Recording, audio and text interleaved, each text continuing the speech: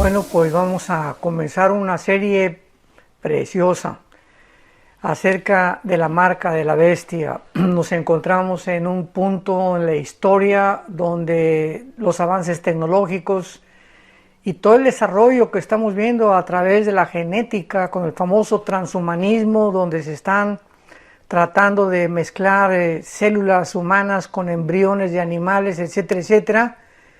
Todo este avance del conocimiento de la ciencia actual está o es muy relevante con las profecías bíblicas, y creo que estamos en un punto crucial en la historia donde el Espíritu Santo nos puede dar un poquísimo más de luz y comprensión acerca de todo esto, para que una vez más comprobemos la veracidad y la inerrabilidad y la inspiración maravillosa de las Sagradas Escrituras.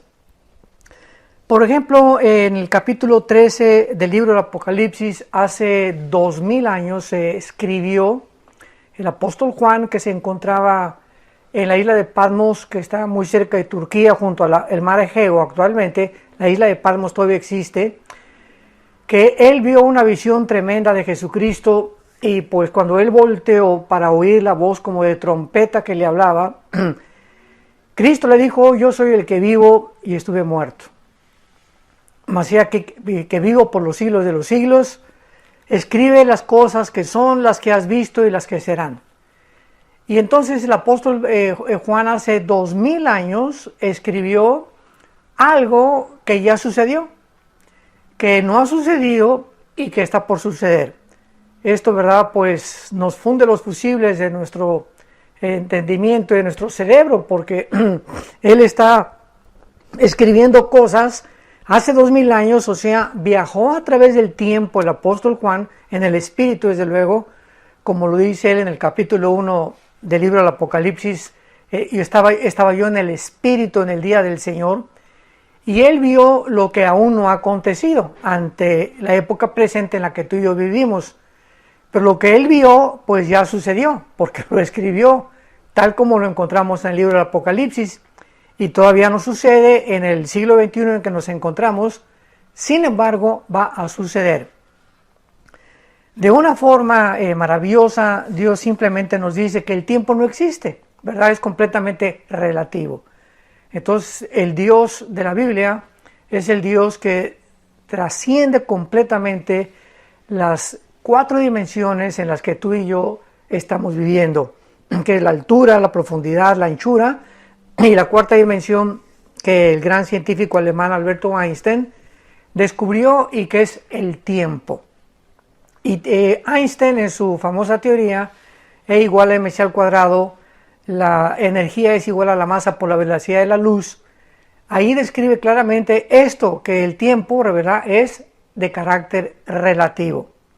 Entonces el apóstol Juan escribe tantas cosas en el libro de Apocalipsis, pero nos vamos a concentrar en la marca de la bestia y en el desarrollo tecnológico que a través de todos estos últimos años se ha llevado a cabo, porque estamos ya listos para poder ser testigos del último escenario mundial. Somos la generación privilegiada que Dios nos ha permitido que podamos nosotros presenciar las cosas que Dios escribió, para que contemos sus maravillas, para que llamemos al mundo al arrepentimiento, y para que nosotros, de una forma personal e individual, nos acerquemos cada día más al Señor. El apóstol Pedro, en su primera carta, capítulo 4, versículo 7, dice: el fin de todas las cosas se acerca. Seamos sobrios y velemos en oración. Muy bien. Entonces, aquí en el capítulo 13 del Apocalipsis, dice el versículo 16, que hacía que a todos, pequeños y a grandes, se les pusiera una marca en la mano derecha y en la frente. Vamos a ver mucho más adelante si esta marca es o va a ser superficial o tatuada, o va a ser un chip que se va a injertar debajo de la piel. En fin, todos estos detalles son muy importantes. Y dice que ninguno pudiera comprar ni vender, sino el que tuviera la marca o el número, el nombre de la bestia, Y aquí hay sabiduría, dice el Espíritu Santo. El que tiene entendimiento cuente el número de la bestia, porque es número de hombre, y su número es el 666. Cuando dice la Biblia que aquí hay sabiduría porque es número de hombre, se refiere a que la numerología en la Biblia se llama gematría. La gematría es una rama de la teología que trata con los números, y esto hay que completamente divorciarlo, ¿verdad?, de la numerología del ocultismo, que es otra dimensión. En el ocultismo, por ejemplo, hay mucha superstición, que el número 13, en los hoteles no hay el número 13, que no pases bajo una escalera que tenga tal número porque puede traer mala suerte. Eso es otra cosa, ¿verdad? Y la Biblia no tiene que ver con absolutamente nada de esta numerología. Sin embargo, cuando dice que es número de hombre, el número de la bestia, significa lo siguiente. En la Biblia el 1 es el número de la unidad.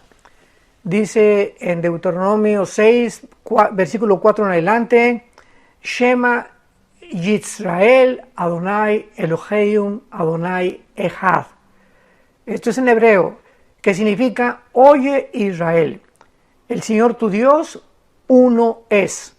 Entonces, bajo el concepto del judaísmo, ¿verdad?, Dios es uno. Y esto es una de las cosas que ellos no pueden entender del Nuevo Testamento, y por eso muchos judíos no creen en el cristianismo, o dicen que estamos equivocados porque nosotros tenemos 3 dioses, que porque tenemos al Padre, al Hijo y al Espíritu Santo. Y entonces el judío choca su teología con todo lo que nosotros hemos recibido, porque la misma historia nos muestra, ¿verdad?, dentro del judaísmo y dentro de también la etimología, o sea, las raíces hebreas del judaísmo, nos muestran que la palabra Elohim, cuando dice la Biblia, Bereshit Elohim ha-samayim haaretz, en el principio Dios hizo los cielos y la tierra, esta palabra Elohim, la terminación im en el hebreo, siempre implica una pluralidad. Entonces está hablando de Dios en plural. Y luego cuando dice también en el capítulo 3 del Génesis, que Dios dijo, saquemos al hombre del huerto para que no sea uno como nosotros. Otra vez está hablando en plural Dios. Y en el capítulo 11 del Génesis, cuando baja Dios a juzgar la rebelión de la Torre de Babel, Él también lo dice, bajemos al mundo para que podamos confundir las lenguas, hablando Dios otra vez en plural. Pero en fin, este no es un punto ahorita que vayamos a desarrollar, pero simplemente quiero explicar que el número de la bestia es el número del hombre. ¿Por qué? Porque el ser humano fue creado en el 6º día. Entonces, el 1 es el número de la unidad. El 2 en la Biblia es el número de los testigos, o implica testimonio. Cristo mandó de 2 en 2 a los discípulos, y bajo 2 testigos quedaría completamente toda declaración, de acuerdo a la Torá o a los primeros 5 libros del Antiguo Testamento. El 3 es el número de la Trinidad. El 5 es el número de la gracia. Y el 6 en la Biblia es el número del ser humano, porque en el 6º día fuimos creados. Entonces, cuando vemos 6, 6, 6, 3 veces, nos damos cuenta que es el hombre elevado a la Trinidad.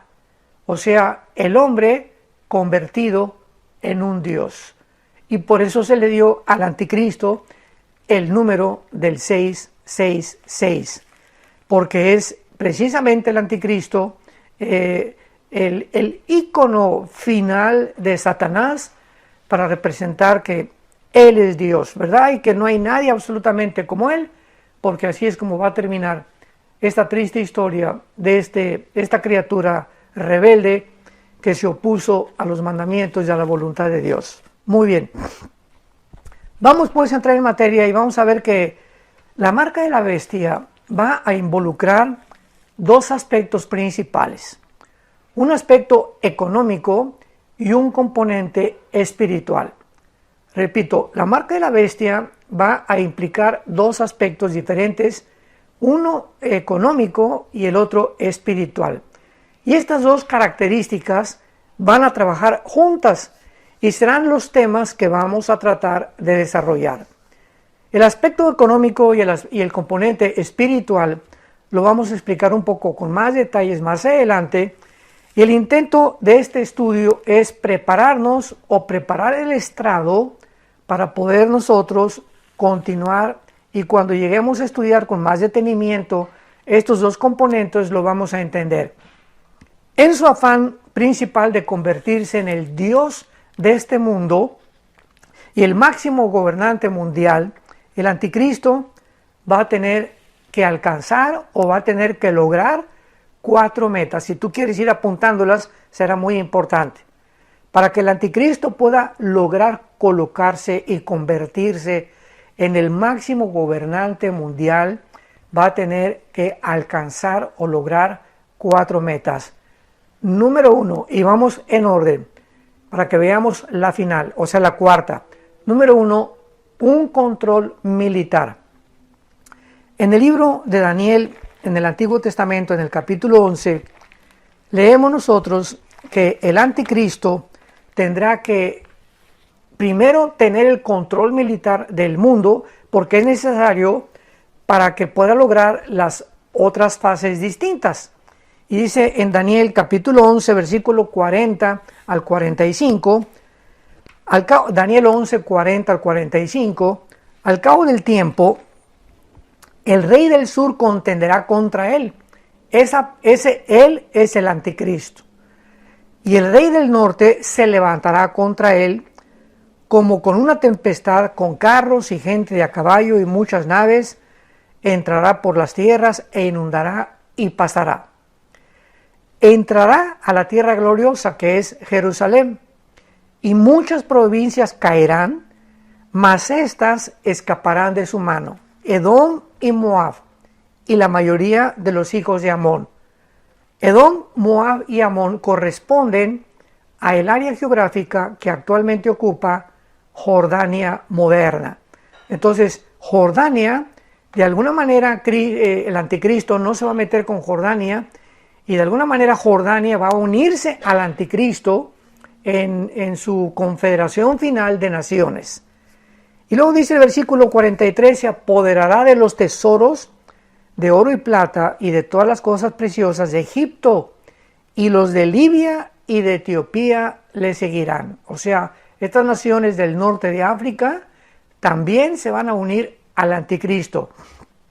Y esto es interesante porque en el capítulo 38 de Ezequiel, del 1 al 4, principalmente versículos 4 y 5, la Biblia describe las naciones que van a adherirse a la invasión final de Rusia contra Israel.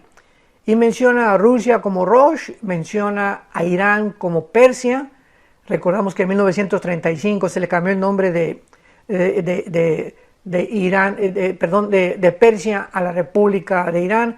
En el 79 a la República Islámica de Irán con el Ayatollah Khomeini. Hasta ahorita permanece con ese nombre. Libia no ha cambiado su nombre, es una región del norte de África, y Etiopía.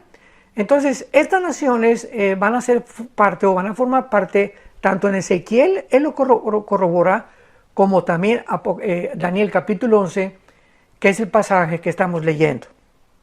Y finalmente dice el versículo 44 y 45 de Daniel 11, pero noticias del oriente y del norte lo atemorizarán, y saldrá con gran ira para destruir y matar a muchos, y plantará las tiendas de su palacio entre los mares y el monte glorioso, y santo, mas no llegará a su fin, y no tendrá quien le ayude. Vemos que entonces la campaña militar del anticristo va a ser muy importante para poder controlar las amenazas que va a tener del oriente, las amenazas que va a tener de algunas naciones, inclusive dentro del territorio de los árabes. Pero finalmente vemos que la Biblia localiza al anticristo terminando su carrera en la ciudad de Jerusalén.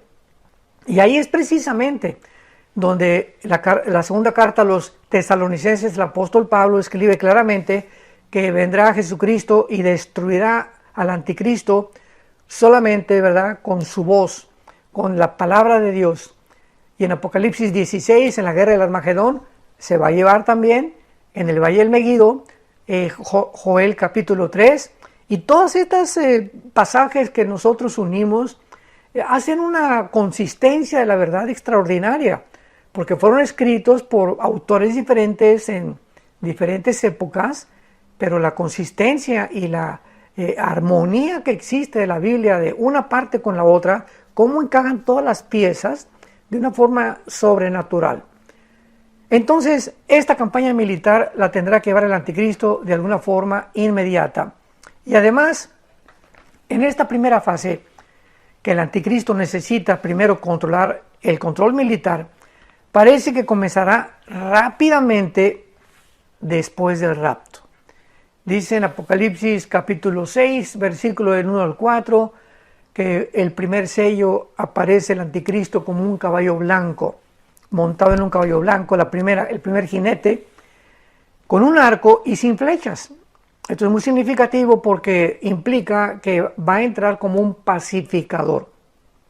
Y así lo dice también 600 años antes de que se escribiera el Apocalipsis, Daniel en su capítulo 8, que el anticristo entra con un gran poder sobrenatural como un pacificador. No entra como un guerrero, entra como un pacificador, pero inmediatamente después de que el mundo cae, ¿verdad?, y que le aceptan como el Salvador, resolvió los problemas de la economía europea y resolvió el problema de tal vez del coronavirus y resolvió el problema de la migración y del medio ambiente, etcétera, etcétera, el mundo se va a hincar delante de él. Dice Daniel 8, versículo 23. Y al fin del reinado de estos, cuando los transgresores lleguen al colmo, se levantará un rey altivo de rostro, que es el anticristo, y entendido en enigmas. Y su poder se fortalecerá, mas no con fuerza propia. O sea, aquí está diciendo Daniel 600 años antes de que se escribiera el Apocalipsis capítulo 13, que el poder del anticristo no va a ser propio, sino que Apocalipsis nos lo dice en el capítulo 13, versículo 3, que Satanás le dará su poder, su dominio y su reino. O sea, todo lo que el anticristo haga, lo va a hacer por medio de la presencia de Satanás o de algún principado demoníaco dentro de su vida. Y entonces dice la Biblia en el versículo 24, Daniel 8, 24, y su poder se fortalecerá, mas no con fuerza propia, y causará grandes ruinas, y prosperará, y hará arbitrariamente, y destruirá a los fuertes y al pueblo de los santos. Versículo 25, y con su sagacidad, o sea, con su inteligencia sobrenatural, hará prosperar el engaño, en su mano y en su corazón se engrandecerá, y sin aviso destruirá a muchos, y se levantará contra el príncipe de los príncipes, que es Jesucristo, pero será quebrantado, aunque no por mano humana. Entonces vemos de qué forma la Biblia nos va llevando poco a poco en una, tal vez podríamos decirlo como una cronología, en la forma en que el anticristo va a ir avanzando para finalmente, al final de la semana 70 de Daniel, o de los 7 años de la tribulación, adjudicarse el título del único Dios soberano del universo. Y pues no nos puede sorprender nada de estas cosas, ¿verdad? Porque con un mundo en crisis, tal como lo estamos actualmente viendo, y despedazado, pues todo esto se está preparando para el establecimiento de un gobierno mundial, totalitario, dictatorial, arbitrario y universal. Y un ejemplo de esto pues es la entrada de Adolf Hitler. Casi todos los dictadores a través de la historia nos enseña, ¿verdad?, que muchas veces el hombre no aprende la historia, desgraciadamente. Pero si recordamos la entrada de Fidel Castro a Cuba, la entrada de Hugo Chávez a Venezuela, la entrada de Adolfo Castro, la entrada de José Stalin, la entrada de Benito Mussolini en Italia. El caldo de cultivo que prepara la mayor parte de las veces la puerta, o que le abre la puerta a un dictador, es la pobreza.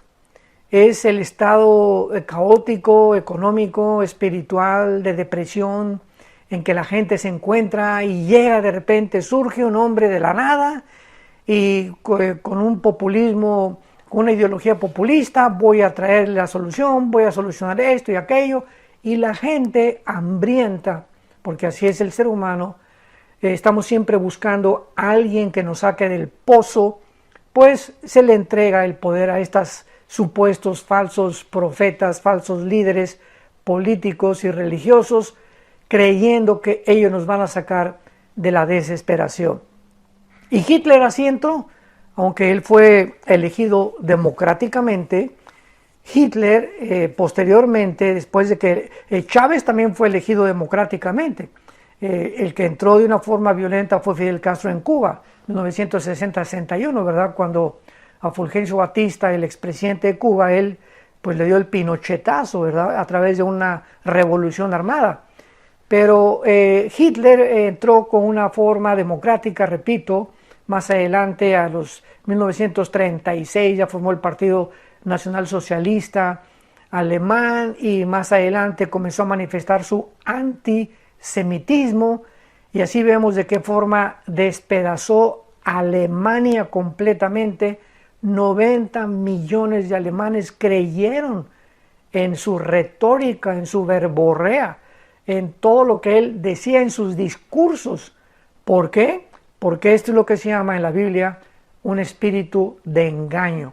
Cuando el ser humano rechaza a Dios y cuando el ser humano le dice a Dios, yo no quiero nada de tus pensamientos, lo peor que le puede pasar a un ser humano, escúchame muy bien, la tragedia más grande que le puede pasar a un ser humano al rechazar la luz es que acaba creyendo en cualquier cosa.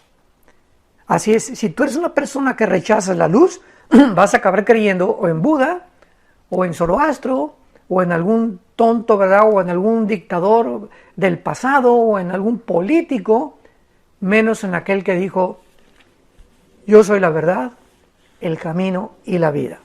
Yo soy el pan que descendió del cielo, yo soy la resurrección en la vida, yo he venido para darte vida y vida en abundancia. Entonces, qué triste es cuando rechazamos a aquel que con su resurrección de entre los muertos demostró que era el Mesías. Acabarán la gente creyendo en cualquier cosa y por eso así terminará la humanidad. Porque la humanidad terminará creyéndole, rechazaron a Cristo y van a creer en el anticristo, en el que viene a ocupar el lugar del verdadero Mesías. Muy bien.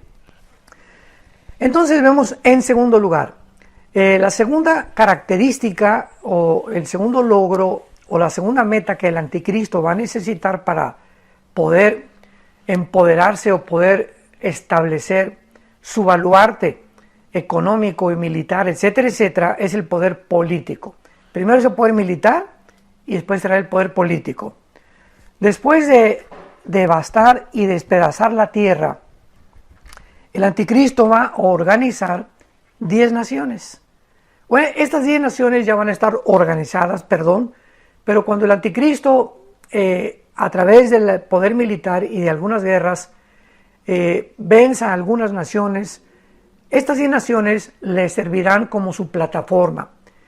Y estas 10 naciones aparecen en el capítulo 2 del libro de Daniel como los 10 dedos de la estatua de Nabucodonosor. En el capítulo 17 de Daniel, de Apocalipsis, aparecen como los 10 cuernos de la bestia. Dice el Apocalipsis 17, vi una bestia con 7 cabezas y 10 cuernos. Las 7 cabezas son los 7 imperios que fueron Egipto, Asiria, Babilonia, los medos y los persas, Grecia, Roma, y el séptimo será el final gobierno del anticristo. Y estos 7 imperios son las 7 cabezas con las cuales es personificado el gobierno del anticristo en el libro del Apocalipsis. Y los 10 cuernos son las 10 naciones o los 10 dedos que representa Daniel capítulo 2, la estatua de Nabucodonosor, y que será la confederación política que él va a unificar de 5 naciones de Europa y de 5 naciones del Medio Oriente. Y cuando estas 10 naciones se encuentren ya formadas en un G10, de ahí, de esas 10 naciones, surgirá el anticristo, derribará a 3 de ellas, ¿verdad? Entonces van a quedar nada más 7 naciones, y dice Apocalipsis 18, el anticristo será el octavo. Y así es como el gobierno final del anticristo se establecerá. Entonces, esto lo podemos ver en el capítulo 7 de Daniel. Esta forma en la que el anticristo va a lograr, porque estas 10 naciones se escriben muy claramente en el libro de Daniel. Dice capítulo 7, versículos 23 y 24 del libro de Daniel. Y dijo así: la cuarta bestia, o sea que fue el Imperio Romano, porque primero acuérdense, Daniel retrata a Babilonia, después los medos y los persas vencen a los babilonios, después viene Alejandro el Magno con el Imperio griego, y el cuarto imperio de la historia fue Roma. De Daniel hacia adelante, él describe 4 imperios. Hacia atrás encontramos nosotros a Siria y Egipto. Entonces es claramente la historia como se describe en la Biblia, que antes de Daniel existió Asiria y Egipto como los imperios del pasado, y de Daniel, o sea del año 600 antes de Cristo hasta nuestros días, solamente surgirán 4 imperios. El cuarto es Roma, pero veamos de qué forma del antiguo imperio romano de hace 2000 años va de alguna forma a volver a manifestarse otra vez de estas naciones, o de 10 naciones que formaron el imperio romano. De ahí se derivarán las 10 naciones que formarán el gobierno final del anticristo. Y dice Daniel 7:23: y de la cuarta bestia, o sea del imperio romano, será un cuarto reino en la tierra, como la historia lo corrobora. Repito otra vez, fue Babilonia, los medos y los persas, los griegos, y el cuarto imperio fueron los romanos, el cual será diferente de los otros reinos, y a toda la tierra devorará, trillará y despedazará. Y los 10 cuernos significan que de aquel reino, o sea, de estas 10 naciones unificadas, de aquel reino se levantarán 10 reyes. O sea, del antiguo imperio romano, que conquistó casi toda Europa, el norte de África y parte del Medio Oriente, de ese imperio que abarcó tanto el occidente como el oriente, se van a levantar 10 reyes, que son los 10 cuernos o la confederación política final del anticristo. Dice claramente, se levantarán 10 reyes, y detrás de ellos, o sea, primero se forman esta G10, hasta que no veamos una confederación política. Esto es importante. Hasta que nosotros no podamos ver o oír en los medios de comunicación, en la televisión, que 5 naciones del Oriente y 5 naciones del Occidente, o sea de Europa, se unieron para formar una confederación política, no podemos especular que el anticristo ya está, o tal vez yo estoy seguro que ya vive, pero no podemos decir que fue, o que es el príncipe Felipe, o que es Obama, o que es el Papa. Esas son especulaciones absurdas. Entonces, hasta que no haya esta confederación, esta unión de estas 10 naciones, no podemos especular quién será el anticristo como persona, ni tampoco de qué exactamente región saldrá. Sabemos que saldrá del Medio Oriente, y lo más posible que sea Asiria o la región de Irak, pero ¿verdad? Todas estas son posibilidades. Yo personalmente o individualmente creo, ¿verdad?, que va a venir de Asiria, porque hay muchísimas escrituras que le llaman el asirio, pero antiguamente la región de la Mesopotamia, Irak y Asiria estaban unidas, no estaban divididas como ahora entre Siria e Irak, eran una sola, era un solo terreno, una sola conformación geográfica, y las naciones fueron dividiéndose a través de la historia, principalmente antes de la Segunda y durante la Segunda Guerra Mundial. Entonces, dice la Biblia que entonces de estas 10 naciones se levantará otro, el cual será diferente de los primeros, y a 3 reyes derribará. Así vemos pues que el gobierno político del anticristo va a surgir cuando se formen 10 naciones. Él antes va a estar en alguna nación pequeña, no se nos dice en cuál, pero va a estar haciendo las guerras. Y entonces le van a entregar el poder. Estas 10 naciones, ya que se junten, le van a entregar el poder, como dice en Apocalipsis 17, le entregarán el poder al anticristo. Y así, entonces ya militar y políticamente, su plataforma está casi lista para poder erigirse como el gobernante del mundo. Y en tercer lugar, el tercer logro que necesita el anticristo lograr o alcanzar para poder establecerse como un gobierno ya sólido, como un bastión político y militar y económico, es el control religioso. Número 1, ya lo vimos, el control militar. Número 2, el control político. Y número 3, el control religioso. Los primeros 2 logros, tanto el militar como el político, lo van a preparar al anticristo para convertirse en un dictador mundial, pero no en el dios pagano de este mundo, todavía no. Para esto, el control religioso va a necesitar hacer 2 cosas pero muy importantes. Número 1, va a tener que realizar alguna señal sobrenatural, porque no va a ser tan fácil de que la gente crea que él es el Mesías y que van a dejar su religión imaginémonos todo esto, para seguir a este hombre. Él va a tener que realizar algún milagro, alguna cosa sobrenatural. Y en segundo lugar, va a tener que eliminar cualquier competencia religiosa que exista en ese tiempo. Las demás religiones no podrán ni siquiera igualarlo ni compararse con los milagros y señales que el anticristo va a realizar. ¿Y cuál será o cuál nos podemos imaginar nosotros que será esta última señal que va realmente a convencer al mundo de que él es, ahora sí como decimos en México, el papucho de papuchos, el yo soy aquel, el incomparable, el falso Mesías? ¿Qué es lo que el anticristo va a hacer o qué señal va a hacer el anticristo que la gente va a caer en sus pies? Muy bien, en esta tercera logro que él va a tener que realizar, lo encontramos otra vez en el libro del Apocalipsis, capítulo 13, versículo 3.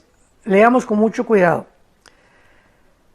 Vi una de sus cabezas. Juan está describiendo al anticristo o a la bestia que surge del mar en el versículo 1. Vi una de sus cabezas como herida de muerte, pero su herida mortal fue sanada y se maravilló toda la tierra en pos de la bestia. El anticristo va a ser herido, sabemos que la herida que va a sufrir va a ser de una daga, de un puñal, de una espada o de un cuchillo. ¿Por qué? Porque la palabra que se usa aquí para herida es la palabra spazo, con ese Samuel P-H-A-Z-O, como suena, spazo, y significa herida con arma blanca. Y es la misma palabra griega que en el capítulo 5 se usa cuando dice el apóstol Juan, vi a Cordero como inmolado, o sea, herido. ¿Por qué? Porque se refería a que cuando Juan tuvo la revelación de este libro maravilloso del Apocalipsis, Cristo continuaba teniendo en sus manos las heridas que atravesaron sus manos a través de los clavos y su herida de la lanza en el costado, que son armas blancas, ¿verdad? Se consideran como algo que entra y que penetra dentro de la piel. Entonces, es la misma palabra que se usa con la que el anticristo va a ser muerto. Y vi herida la bestia, y su herida fue sanada, su herida mortal, o sea, hablando de que lo mató. Esta herida va a quitarle la vida al anticristo. Pero leamos el versículo 12 y el versículo 14 de Apocalipsis 13. Y ejerce toda la autoridad de la primera bestia en presencia de ella, y hace que la tierra y los moradores de la tierra adoren a la primera bestia cuya herida mortal fue sanada. Aquí nos damos cuenta que no es, como han dicho muchas veces, que esta herida mortal fue uno de los imperios del pasado, o que Roma va a resurgir, aunque sí es cierto que va a resurgir de alguna forma, pero el anticristo va a ser una persona como tú y como yo, no una computadora ni una máquina, va a ser un ser humano, porque tiene él que perpetuar la profecía y cumplir la profecía de Génesis 3:15, que se le dijo al diablo, tu semilla o la semilla del diablo herirá en el calcañar a la semilla de la mujer, que la semilla de la mujer es Cristo, y la semilla de la mujer, o sea Cristo, herirá en la cabeza a la semilla de Satanás. ¿Y quién es la semilla de Satanás? La palabra semilla en el hebreo es la palabra sera, con Z, sera, así como suena, que se tradujo en muchas veces como descendencia o linaje. Y en el Nuevo Testamento es la palabra esperma. Entonces el anticristo tiene forzosamente que provenir de una mujer humana, así como Cristo proviene también milagrosamente de una mujer humana. No sabemos cómo será el mecanismo a través del cual él va a nacer, pero va a ser la obra de Satanás. Y el versículo 14 del capítulo 13 de Apocalipsis dice: y engaña a los moradores de la tierra con las señales que se le ha permitido hacer en presencia de la bestia, mandando a los moradores de la tierra que le hagan imagen a la bestia que tiene la herida de espada y vivió. Vemos esta super señal que realizará, será su resurrección. Él tratará de imitar la resurrección de Jesucristo y después eliminará el sistema religioso de la ramera. Entonces continuará después con su campaña de genocidio contra los judíos, y sabemos también que el anticristo va a usar la guillotina, porque dice en Apocalipsis capítulo 20 que vi a los decapitados, o sea, a todos los que les cortó la cabeza. De alguna forma el anticristo volverá a usar la guillotina, y esto es muy interesante porque ahorita la única religión que usa el cortar la cabeza es el Islam. Entonces de alguna forma verá el anticristo va a tener una asociación o una relación con el Islam, y de todos estos creyentes va a erradicar el cristianismo, o querrá erradicar el cristianismo y el judaísmo también. Y finalmente el control económico, habiendo tenido el control militar, el control político, el control religioso, ahora va a poder tener e imponer las responsabilidades fiscales de un gobierno económico. Él necesita esta plataforma primero, lo político, lo religioso y lo militar, y ahora sí se puede imponer una fiscalización de todas las demás naciones. El hambre es un recipiente, y siempre lo hemos visto anteriormente, para la rebelión, y por causa de la guerra, de las pestes y el hambre que sobrevendrán en el mundo por las guerras, el anticristo deberá alimentar y va a tener que vestir al mundo y a la población, por lo que es lógico que tiene que implementar un sistema económico para proveer estas necesidades. Y este sistema económico va a tener que ser promovido a través de muchos incentivos para animar o motivar a los comerciantes del mundo, tanto terrenales como marítimos, para participar en este sistema.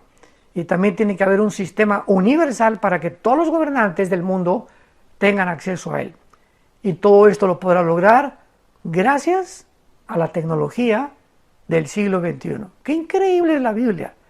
Si las computadoras no se hubieran inventado, si los chips no se hubieran inventado, si el ADN no se hubiera descubierto en 1954, si no tuviéramos los sistemas satelitales de comunicación que desde 1957 se pusieron en operación en el mundo entero, no podrían haberse cumplido las profecías bíblicas. Finalmente, esta economía global debe ser gobernada por un régimen muy estricto, porque el anticristo no puede dejar nada absolutamente suelto, ya que podría enfrentar una rebelión mundial. ¿Cómo logrará finalmente el anticristo alcanzar estos monumentales proyectos de una economía global y el componente espiritual de que finalmente se va a hacer o adjudicarse Dios, no cabe duda que ya en el mundo tenemos las tecnologías para que esto sea posible. Va a establecer una sociedad sin dinero en efectivo, que ya está en Suecia ya están eliminando el dinero en efectivo y en muchas naciones del mundo. Número 2, va a tener que monitorear para su mejor control la conducta humana de sus consumidores, incluyendo, ¿verdad?, el lugar donde vivimos. Y en tercer lugar, la marca famosa a través de la cual él va a controlar y forzar a todos a que entren a este nuevo sistema económico internacional.